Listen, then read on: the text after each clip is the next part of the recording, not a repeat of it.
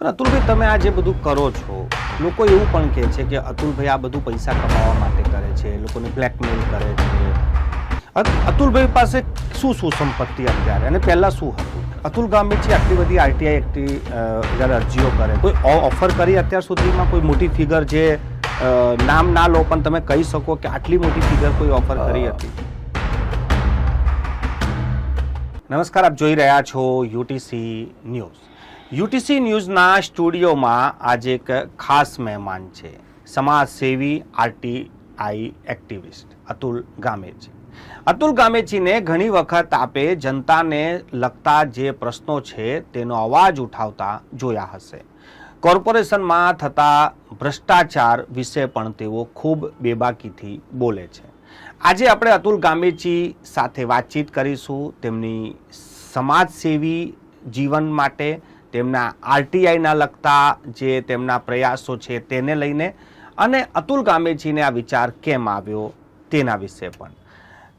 અતુલભાઈ, તમારું ખૂબ ખૂબ સ્વાગત છે.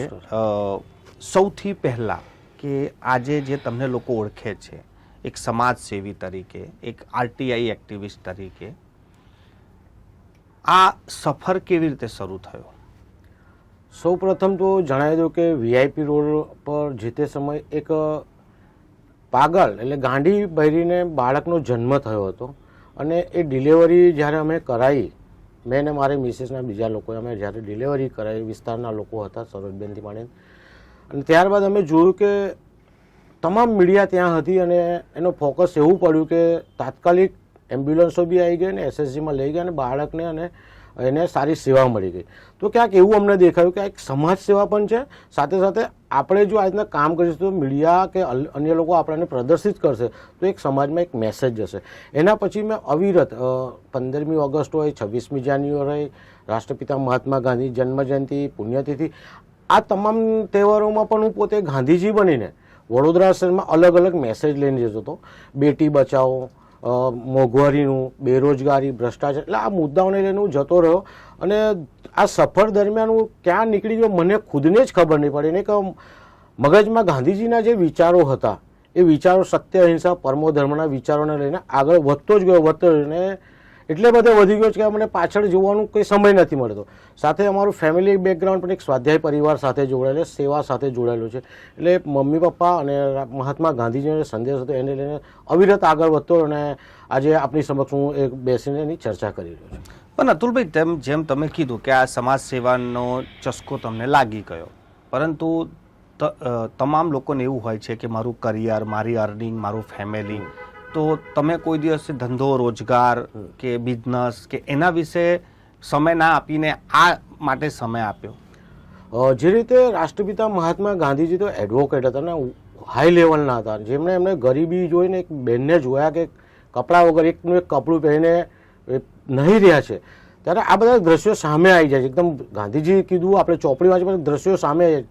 જો આટલા મોટા બેરિસ્ટર બધું છોડી દેતા અને દેશના માટે એકદમ એક કદમ આગળ ચાલતા હોય અને પછી દેશ આખો એની પાછળ દાંડી કૂદથી માંડીને તમામમાં ફરતો હોય, તો મને પણ એક થયું કે એવા સમાજથી, માછી સમાજમાંથી, અમારો સમાજ બેકવર્ડ છે એકદમ, એ સમાજમાંથી હું આગળ આવવાનો પ્રયત્ન કર્યો ને મને ઘણું સારું લાગ્યું. આગળ આવ્યો તો ગયો અને અમારો સમાજ પણ ખુશ થઈ ગયો કે આપણે એક માછી સમાજનો દીકરો આ રીતના કામો કરે છે, અને અમારા સમાજમાં પણ ઘણું મોટું નામ આપણે કમાયું. ને માછી સમાજ આખા ભારતની અંદર છે. રામ ભગવાન પણ કેવટને લઈને નીકળેલા. એટલે મને પોતાને પણ થયું કે જો ગાંધીજી બેરિસ્ટર હતા અને એમની પાસે રૂપિયાની કોઈ જ કમી નથી, છતાં આટલું બધું દેશ માટે કર્યું છે, તો આપણે તો કંઈક કરવું જોઈએ. અને બીજું કે મુદ્દા એ છે કે જન્મ મૃત્યુ તો થવાનું છે. જો મૃત્યુ થતા પહેલાં આપણે કશું કરતા નથી, મૃત્યુના સમયે માળા જપીએ તો કોઈ મતલબ નહીં. એટલે હું અત્યારે સવારે પણ 3 વાગે ઉઠીને ભગવાનનું નામ લઉં છું, પછી મારી સમાજ સેવામાં લાગી જાઉં છું. એક જ વસ્તુ છે, સારા કામ કરવા છે. અતુલભાઈ, તમે જે રીતે કોર્પોરેશનને લઈને જે આરટીઆઈઓ કરો છો, મીડિયા બોલાવો છો, તો તમને લાગે છે કે આ બધું કરવાથી ફરક પડે છે? જે રીતના પહેલાં હું સોશિયલ વર્કર, સામાજિક કાર્યકર્તા હતો, સાદી અરજી આપતો હતો, એનાથી કંઈ થતું નહોતું. પછી હું એક એનજીઓમાં 3 વર્ષ જોબ કરીને, જોબમાં મેં આરટીઆઈનું શીખ્યો, અને એ ટાઈમે 2005નો કાયદો આવ્યો હતો તો શીખ્યો. અને એ કાયદાથી ધીરે ધીરે મને સમજ પડે કે આ કાયદાનો ઘણો સારો ઉપયોગ કરીને ઘણા કામો આપણે વિસ્તારના પણ કરાવી શકીએ છીએ. અને પહેલી જ આરટીઆઈ અમારા વિસ્તારની કરી હતી, અને સ્ટ્રીટ લાઇટના થાંભલા અમે અમારા વિસ્તારમાં નખાયા હતા, જે 5 વર્ષ પહેલાં નખાઈ ગયા હતા. પણ આરટીઆઈ કરી તો તાત્કાલિક એમને નાખવા પડે. તો મને થયું કે આરટીઆઈનો કાયદો સારામાં સારી રીતે કરી શકાય છે અને આઈ થિંક કૌભાંડો હોય કે ભ્રષ્ટાચાર હોય એ થતાં રોકી શકાય છે. ઘણા આપણે એવા ભ્રષ્ટાચાર પકડ્યા છે કે ન પૂછોની વાત. વડોદરા મહાનગરપાલિકાના જે મહીથી પીવાના પાણીની લાઈન નાખવાની 9 કરોડના ઘર છે એ નાખી નથી, એની પાછળ આરટીઆઈ કરી, પાછળ આંદોલનો કર્યા. વડોદરા શહેરના સ્મશાનો પાછળ પણ આપણે એટલું જ દોડ્યા. વડોદરા શહેરના પ્રાથમિક સુવિધાઓ માટે પણ આપણે આરટીઆઈ કરીને લોકોને વડોદરા શહેરમાં જે સુવિધાઓ નથી એના માટે આપણે કામ કરીએ છીએ અને આરટીઆઈ બી કરીએ છીએ, સાદી અરજી પણ કરીએ છીએ. એક મનમાં એવું થયું કે જનતા જ્યારે વેરો ભરે છે, હું પણ વેરો ભરું છું, આપ પણ વેરો ભરે છે, તો વેરાનું વળતર મળવું જોઈએ. મિનિમમ પ્રાથમિક સુવિધા તો મળી જોઈએ, પણ અહીંયા ક્યાંય વડોદરા શહેરની અંદર મળતું નથી. પણ એક આરટીઆઈ જે કરીએ છીએ એના થકી અધિકારીઓ થોડા ચમકે છે અને કામો થાય છે. ઘણા કામો એવા છે કે હવે આરટીઆઈ કરવી નથી પડતી, કહી દઈએ છે તો કામ થઈ જાય છે. એટલે હું આરટીઆઈ હું શીખ્યો તો ખરો, સાથે અન્ય લોકોને પણ શીખવાડા, અન્ય ગામોમાં પણ જોઉં છું, વડોદરા શહેરમાં પણ લોકોને શીખવાડ્યા છે. એટલે આરટીઆઈ સારામાં સારો કાયદો છે અને આરટીઆઈના કાયદાથી કોંગ્રેસ સરકારનું પતન થયું. તો એ પણ મારો એક મુદ્દો હતો કે કોયલા કાંડ આવ્યું, આરટીઆઈના કૌભાંડથી ભારતીય જનતા પાર્ટીએ બહાર પડ્યું. તો મને લાગ્યું કે આની પાછળ જવું જોઈએ, લોકોને શીખવાડવું જોઈએ અને શીખવાડવાથી વડોદરા મહાનગરપાલિકા, જિલ્લા પંચાયત, તાલુકા પંચાયત તમામ જગ્યાએ આપણે કામ કરીએ છીએ. તાલુકામાંથી આપણે 105 ટ્રેક્ટરનું કૌભાંડ વચ્ચે બહાર પાડેલું, એના પછી જમીનોના કૌભાંડ આપણે બહાર પાડે છે, ગોચરનું જમીનો છે એ બહાર પાડે છે. એટલે સાદી અરજી, આરટીઆઈ બધું ભેગું કરીને અને આપ મીડિયાનો જે સાથ સહકાર અમને જ્યારે મળે છે અને એનો જ્યારે અવાજ નીકળે છે મીડિયાનો, ત્યારે સોનામાં સુગંધ ભળી જાય છે. પણ અતુલભાઈ, તમે આ જે બધું કરો છો, લોકો એવું પણ કહે છે કે અતુલભાઈ આ બધું પૈસા કમાવા માટે કરે છે, લોકોને બ્લેકમેલ કરે છે. કોર્પોરેશનમાંથી જે ઘણી વખત એવી અવાજો નીકળે છે કે આ બધા પૈસા કમાવા માટે આવું બધું કરતા હોય છે. જે રીતના જે લોકો કહેતા હોય છે ને એમને વિચારવું જોઈએ અને મારા ઘરની પણ તપાસ કરવી જોઈએ. કેમ કે હું હમણાં જ લોકસભાનું ઇલેક્શન લડ્યું છે, મારી તમામ મિલકત સંપત્તિ જાહેર કરી છે, કશું છુપાયું નથી, છુપાવવાનો પણ નથી. કારણ કે મૃત્યુ એકવાર આવવાની છે અને મૃત્યુ પહેલાં તમામ કામો કરવા છે. એટલે વાતો કરનારા વાતો કર્યા કરે, એમને કામ નથી કરવા અને જે કરે છે એને કરવા દેવા નથી. સાથે ભારતીય જનતા પાર્ટી દિલ્હીમાં છે, ગુજરાતમાં છે, વડોદરામાં છે, પોલીસ એમની છે, સીબીઆઈની છે, સીઆઈડી એમની છે, એ લોકો બી ધ્યાન રાખતા જ હોય છે. પણ ખાલી વાતો ઉડાવી, ઓહાપો કરવો, આ અમુક એવા લોકો હોય છે જ કે જે આપણને રોકવાનો પ્રયાસ કરતા હોય, આપણું નામ બદનામ કરવાનો પ્રયાસ કરતા હોય. પણ જે તે ગાંધીજી ચાલતા ગયા અને કારવો બનતો ગયો તે આપણે પણ આગળ ચાલતા જવાનું. પાછળ વાતો કરી એને ધ્યાન આપવાની કોઈ જરૂર નથી. સરકાર ભારતીય જનતા પાર્ટીની વડોદરા શહેરની પૂરા ભારતમાં છે, એ તપાસ પણ કરાવી શકે છે. અતુલભાઈ પાસે શું શું સંપત્તિ અત્યારે અને પહેલા શું હતું? મારી પાસે અત્યારે જે રીતના જોઈએ તો હું ઝુંપડપટ્ટીમાં રહ્યો, ઝુંપડપટ્ટીમાં 4 મકાન હતા, એ 4 મકાન અત્યારે છે. અને વડોદરા મહાનગરપાલિકા દ્વારા જે આવાસ યોજના આવી એમાં આપણે એક મકાન લીધેલું છે અને અત્યારે મકાન આપણી પાસે છે. પપ્પાએ લીધું, એમનું પણ મકાન આપણી પાસે, એટલે 2 મકાન અત્યારે આપણી પાસે વધારાના છે અને એના હપ્તા ચાલુ છે. અતુલ ગામેચી લોકો કહે છે કે કંઈ કામ જ નથી કરતા અને એમની પાસે ગાડીઓ પણ છે.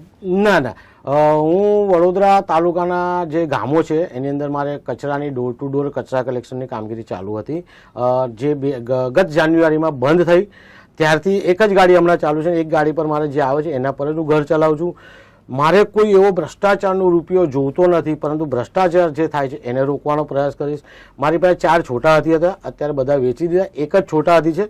મારા ફેમિલીમાં બધાની પાસે 2 વ્હીલરો છે, બાકી કોઈ સંપત્તિમાં એવા 4 વ્હીલર કે 6 વ્હીલર એવું કશું છે નહીં. અતુલ ગામેચી આટલી બધી આરટીઆઈ એક્ટની જ્યારે અરજીઓ કરે, કોઈ ઓફર કરી અત્યાર સુધીમાં? કોઈ મોટી ફિગર જે નામ ના લો પણ તમે કહી શકો કે આટલી મોટી ફિગર કોઈ ઓફર કરી હતી? પહેલાં તો જે રીતના મારા કામો છે અને કામો ના થાય તો હું આંદોલન પર જે ઉતરી પડું છું, ઉપવાસ આંદોલન પણ કરી નાખું છું. એટલે એવી કોઈ ઓફર કરતા જ નથી. કામો થઈ જાય છે, મારે કામો સાથે મતલબ છે. ઓફર આજ દિન સુધી કોઈની આવી નથી અને આવે પણ નહીં, કારણ કે હું ભ્રષ્ટાચારના વિરુદ્ધ જ ચાલી રહ્યો છું કે જે થઈ રહ્યો છે એને જ રોકવાનો મારો પ્રયાસ છે. અને મારી સાથે અનેક લોકો પણ તૈયાર થયા છે અને એ લોકો પણ આ જ કામ કરે છે કે ભ્રષ્ટાચાર કેમનો કેવી રીતે રોકી શકાય. કેમ કે જનતાના વેરાના રૂપિયા છે, એ વેરાના રૂપિયા બચાવવાનો છે. જ્યારે અમે વિશ્વામિત્રી નદી હોય કે પ્રાથમિક સુવિધા હોય, તમામ માટે અમે દોડતા હોય છે અને આરટીઆઈ કરીને જ બધા માહિતી બહાર પાડતા હોય છે. વાતો કરનારા ફક્ત વાતો કરતા હોય છે. તટસ્થ તપાસ કરાવવાની અમારી પણ માંગ છે. અમારું ફ્યુચર છે, તમે જોઈ શકો છો, અમારા ઘરે આવીને પણ જોઈ શકો છો અમે કઈ રીતનું કામ કરીએ છીએ. અત્યારે મારી દીકરીના જ્યારે લગ્ન પણ કર્યા અમે એકદમ સાદાઈથી કર્યા. અતુલભાઈ, લોકો એવું પણ કહે છે કે આરટીઆઈ હવે લોકોને બ્લેકમેલિંગ કરવાનો હાથો બની ગયો છે. લોકો એનો ઉપયોગ, એ કાયદાનો ઉપયોગ લોકોને બ્લેકમેલ કરવા માટે કરી રહ્યા છે. લોકો માટે હોઈ શકે પણ અમારા માટે નહીં. અને જે રીતના પહેલાં એક્ટિવિસ્ટો આ કામ કરતા હતા અને ભ્રષ્ટાચારને ઉજાગર કરતા હતા, અત્યારે એવું થયું છે કે રાજકીય પાર્ટીઓ જ આરટીઆઈનો ઉપયોગ કરે છે. કે ભારતીય જનતા પાર્ટી તો કોંગ્રેસનું કરે, કોંગ્રેસ તો ભારતીય જનતા, એટલે પાર્ટીએ પણ હવે આનો ઉપયોગ કરતા થઈ ગયા છે. એમાં અમારો કોઈ રોલ આવતો નહીં. અમારો રોલ આરટીઆઈ આપી દે છે. આરટીઆઈ જ્યાં આપ્યું હોય એ આરટીઆઈ 10 જ સેકન્ડમાં બધાને ખબર પડી જાય કે આરટીઆઈ છે ને કયા વિષયની આરટીઆઈ છે. અમારી આરટીઆઈ કોઈ ગુપ્ત રહેતી નથી. અમે ઓનલાઈન કરતા નથી, સીધે ઓફિસમાં જ આપતા હોય છે. એટલે જે વાતો કરે એને કરવા દેવાનું. જે લોકો બ્લેકમેલ કરતા હોય એમને પણ કરવા દેવાનું. કુદરતનો નિયમ છે. આજને તો કાલે, મારે તો તમારે ભોગવવાનું છે, મારે તો મારા બાળકે ભોગવવાનું છે. એ નિયમોને લઈને ચાલનારો માણસ છું. અતુલભાઈ, ચલો પૈસાની ઓફર ના થઈ, તમે આટલી બધી આરટીઆઈ કરો, કોઈ દિવસે ધમકી આવી હોય પરિવાર વાયા, કોઈના વાયા કે આ ભાઈ ના કરો? ના, એવું કશું થયું નહીં આજ દિન સુધી. મારા પરિવારમાં પણ કોઈ આવ્યું નથી ને કોઈ એવી ધમકી પણ નહીં કે કશું નહીં. એઝ ઇટ ઇઝ સંબંધો આનાથી અમારા બન્યા છે લોકો સાથે કે તમે કરો છો સારું કરો છો. કે અમારે ક્યાંક કોઈ રોકતો હોય એમને તો અમારે કહે છે કે આમાં ભ્રષ્ટાચાર થશે અને આરટીઆઈ થશે તો તમારું નામ આવશે. એટલે આરટીઆઈથી વ્યવહાર પણ સુઘડ થયો છે, અધિકારીઓ કામ પણ કરતા થયા છે. પરંતુ જે પોલિટિકલ ગ્રાઉન્ડ હોય તો ક્યાંક ને ક્યાંક ભ્રષ્ટાચાર થતો જ હોય છે. પરંતુ અમારી જ્યારે આરટીઆઈ પડે છે ત્યારે ભ્રષ્ટાચાર ત્યાં રોકાવાનો અમારો પ્રયાસ હોય છે. વડોદરા કોર્પોરેશનના વહીવટ સામે ઘણો બધો સવાલ ઊભો થાય છે કે આપણે વિકાસમાં પાછળ છે પરંતુ ભ્રષ્ટાચારમાં ખૂબ આગળ છે, એવા ગંભીર આક્ષેપ થતા હોય છે. તમે પણ ઘણા વખતથી કોર્પોરેશન જાઓ છો, તમને શું લાગે છે કે જો આક્ષેપ થઈ રહ્યા છે કે ભ્રષ્ટાચાર થાય છે તો જડમાં કોણ છે? એટલે ચૂંટાયેલા પ્રતિનિધિ કે પછી અધિકારીઓ? જે રીતના મુખ્યમંત્રી સાહેબ આવીને કહીને ગયા કે સુરત આગળ આવી ગયું, અમદાવાદ આગળ થઈ ગયું, વડોદરા પાછળ કેમ છે, CR પાટીલ સાહેબ પણ આ કહીને ગયા. તો 30 વર્ષના શાસનમાં આ પણ વડોદરામાં છું, હું પણ વડોદરામાં છું. 30 વર્ષના શાસનમાં વડોદરાને મળ્યું શું? પહેલી વસ્તુ, કોઈ વસ્તુ વડોદરા શહેરને વિકાસની દ્રષ્ટિએ કશું જ નથી મળ્યું. કોઈ પણ પ્રોજેક્ટ આવે છે એમાં ટકાવારી પહેલાં જતી હોય છે, પાર્ટી ફંડની વાત થતી હોય છે. વિપક્ષ હોય તો સમજોતા એક્સપ્રેસ ચલાવતા છે, તો અમારું શું? એટલે જે રીતના જે પણ રાજકીય પાર્ટી સત્તામાં હોય એ ટકાવારી કરતો હોય છે. એટલે ક્યાંક ને ક્યાંક સત્તામાં બેઠેલા સત્તાધીશો પણ ભ્રષ્ટાચારી છે, સાથે અધિકારીઓ પોતાનો રોલ ભજવતા હોય છે. એટલે સત્તાધીશો અને અધિકારીઓ ભેગા મળીને જ્યારે ભ્રષ્ટાચાર આચરતા હોય અને વિપક્ષ પણ ખાલી પત્ર લખીને વાત કરતું હોય ત્યારે ભ્રષ્ટાચાર વધવાનો છે, ઓછો થવાનો નથી.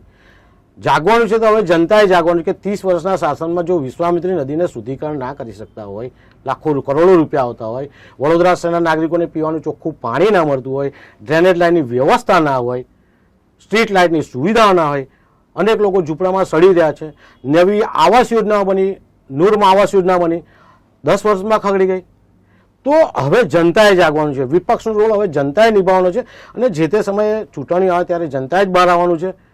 જે રીતના માનનીય પ્રધાનમંત્રી મોદી સાહેબનો ચહેરો જોઈને વડોદરા શહેરના મતદારો મતદાન કરી રહ્યા છે તો મોદી સાહેબનો ચહેરો હટાવીને મતદાન કરવાનું કે ઉમેદવાર કોણ છે. બાકી અત્યારે 30 વર્ષના જેટલા પણ ઉમેદવારો મહાનગરપાલિકામાં ઊભા હોય, ધારાસભ્ય હોય કે સાંસદ હોય, અપક્ષ લડે તો 5000થી વધુ મત વડોદરા શહેરની નાગરિકો ના આપે.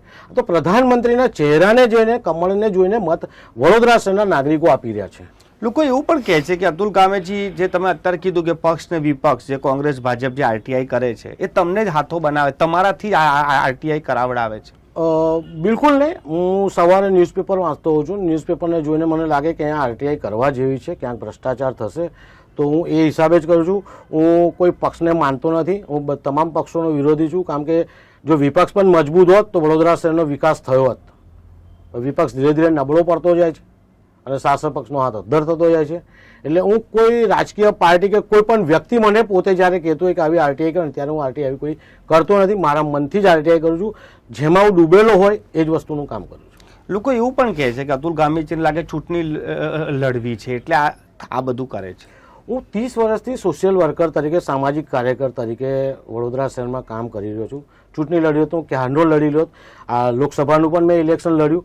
એ આખો વ્યૂહ રચના શું છે, કઈ રીતે ચૂંટણી લડાય છે, એના માટે હું આ લોકસભા લડી અને એનો મેં વિસ્તાર પણ જોયો, કેટલો મોટો વિસ્તાર છે ને કેટલા મત આવે છે, ક્યાંથી કેટલા મત છે, આખું મેં જોઈ લીધું. પરંતુ જે રીતના હાલમાં હવે ઇલેક્શન આવી રહ્યું છે તો વડોદરા મહાનગરપાલિકાનું ઇલેક્શન જે રીતના વડોદરાનો વિકાસ નથી થયો તો વડોદરા શહેરમાં ઘણા અપક્ષો ઉભા રહેવાના છે અને અમે પણ પોતાનું એક નેટવર્ક બનાવીને આ વડોદરા મહાનગરપાલિકામાં ચૂંટણી લડવાના છે. એવું નથી કે હું આ કામ કરું છું એટલે નહીં, મારા કામો બોલે છે, મત મળવા તો મળશે, પરંતુ એક લડવું છે. મરી ગયા પછી હું કશું કરવાનું નથી. મારો મૃતદેહ આવીને ચૂંટણી નહીં લડે, મારો મૃતદેહ આવીને આરટીઆઈ નહીં કરે, મારો મૃતદેહ આવીને સમાજ સેવા નહીં કરે. મરતા પહેલાં મારે જેટલું કરવું છે એ નક્કી કરીને બેઠો છું કે કરવું છે, મર્યા પછી કશું થવાનું નથી. તમારો ગ્રુપ એટલે તમે જે કોર્પોરેશન ચૂંટણી છે એમાં ઉમેદવાર ઉતારવાના છો? જે રીતના વડોદરા શહેરના અલગ અલગ સામાજિક કાર્યકરો અત્યારે પોતપોતાની રીતે લડતો લડી રહ્યા છે વિસ્તારોમાંથી, તો એ લોકોને ભેગા થઈને અમે ચૂંટણી લડાઈશું. જે વિસ્તારમાં જે રહેતા હોય તો કામો નથી કરતા નગરસેવકો કે ધારાસભ્યો કે સાંસદો, તો એ વિસ્તારમાંથી લોકોને ઊભા કરીને ચૂંટણી લડવાનો પ્રયાસ અવશ્ય કરીશું. અતુલભાઈ, જેમ તમે એવું કહો છો કે હું સમાજ સેવી છું ને આરટીઆઈ કરું છું ને આરટીઆઈથી કામ થાય છે, તો પછી શહેરીજનો આ બધા કાયદાથી એ કેમ વાકેફ નથી? એ લોકો કેમ નથી અપનાવતા આ શસ્ત્રને? શહેરીજનો આ કાયદાનો ઉપયોગ કરી શકે એમ છે, પરંતુ ક્યાંક ને ક્યાંક કોઈ પણ જ્યારે આરટીઆઈ કરતું હોય તો એના ધંધા પર ઇફેક્ટ આવતી હોય છે. અધિકારી જાય કે ત્યાં વિસ્તારના કોઈ પણ હોય પાર્ટી લેવાના, એ લોકો જેને સમજાવે, પાછી લેવડાવે, એટલે લોકો પોતાના નોકરી ધંધા રોજગારથી ગભરાઈને આરટીઆઈ નથી કરતા, અરજી પણ નથી કરતા, જઈને નગરસેવકને આમ કરતા હોય છે. એ આપણે નથી કરવાનું. એ નગરસેવક આપણો માટે નોકર સમાન છે, એમને આપણી સેવા કરવાની. આપણે એને મત આપ્યો છે, એને મત કેમ આપ્યો છે? કે આપણી સેવા કરે, કે આપણા વિસ્તારનું કામ કરે, એના માટે આપણે મત આપ્યો. પરંતુ જે લોકો આમ કરતા રહ્યા છે અને માન્ય પ્રધાનમંત્રીને માન આપીને મતદાન કરી રહ્યા છે, અને અત્યારે જ્યારે નગરસેવકો તો એટલા બધા એવા છે કે લોકો ઓળખતા જ નથી વડોદરા શહેરમાં. તમે જેમ કીધું કે આરટીઆઈ કરે નુકસાન કરે, તો તમારું પણ કામ હતું ને, તમને આવું કંઈ થયું છે? બિલકુલ, મારા કામમાં કોઈ ડિસ્ટર્બ આવ્યું જ નથી. અને મેં જે તે પંચાયતોથી જ કામ લીધેલા હતા અને સ્પષ્ટ કામ. સવારે ગાડી જાય, સાંજે ગાડી કચરો કરીને ખાલી આવી જાય. સ્પષ્ટ કામ, ચોખ્ખું કામ હાલવાનું અને કોઈ રૂપિયાનો ભ્રષ્ટાચાર કરવાનો ને એને કરવા દેવાનો નહીં. અતુલભાઈ, 2025ની શરૂઆત થઈ ગઈ છે. 2024માં આપણે જે પણ કંઈ મોટી હોનારતો જોઈ એમાં એવું હતું કે આ બધી માનવ સર્જિત છે એવું લોકો કહેતા હતા. હરની બોટ કાંડ હોય કે પછી વડોદરા શહેરે જે એક જ સિઝનમાં 3 ફ્લડ જોઈ લીધા, આ બધું લોકો માનવ સર્જિત કહે છે. 2025 આવી ગયું, તમને લાગે છે કે આવી ઘટનાઓ રોકાશે કે હજી પણ આપણે ત્યાં જ છે? જે રીતના 30 વર્ષના વડોદરા મહાનગર સેવા સદનના વડોદરા શહેરના શાસનમાં 30 વર્ષમાં વડોદરા શહેરને કંઈ જ નથી મળ્યું, ઉપાધિઓ જ મળી છે. બોટકાંડ પણ માનવ સર્જિત, પૂર આવ્યું એ પણ માનવ સર્જિત, અને ક્યાંય અધિકારીઓને કે સત્તાધીશોનું સંકલન નહીં, કોઈનું વડોદરા શહેર પર ધ્યાન જ નથી. ફક્ત સત્તામાં બેસવું છે, નાણાં ભેગા કરવા છે, 5 વર્ષ પછી સત્તા મળે કે નહીં એમને ખબર જ છે. 30 વર્ષમાં કશું નથી કર્યું તો નવા 2025ના વર્ષમાં શું કરશે વિચારવાનો વિષય છે. 1200 કરોડ રૂપિયા આવ્યા છે વિશ્વામિત્રી નદીના, 10 કરોડ તો કદાચ સર્વેમાં વપરાઈ પણ ગયા.